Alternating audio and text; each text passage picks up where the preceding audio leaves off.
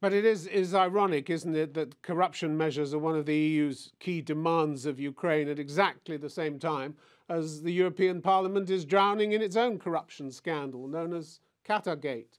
This is a huge blow to the Parliament's prestige, isn't it? It is, absolutely.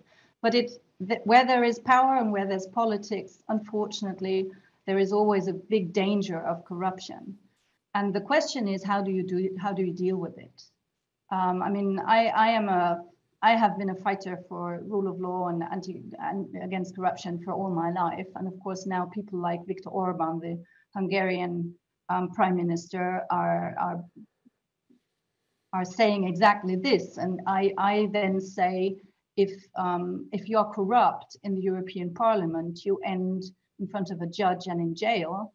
And if you are corrupt in the Hungarian government, you become prime minister, and that's the difference. Well, I want to examine that statement in detail. Perhaps we should just explain that the scandal centres around bribes allegedly paid by Qatar to members of the European Parliament to reduce criticism of its treatment of migrant workers in the run-up to the World Cup. Qatar has denied the charge, so have most of those who've been arrested. But huge sums in cash have been retrieved, not least from Eva Kelly, a Greek MEP and, like you, a vice president of the European Parliament. She's charged with corruption after handing a suitcase with 300,000 euros to her father. She denies any wrongdoing. Much more, of course, to investigate on this, but does any of this shock you?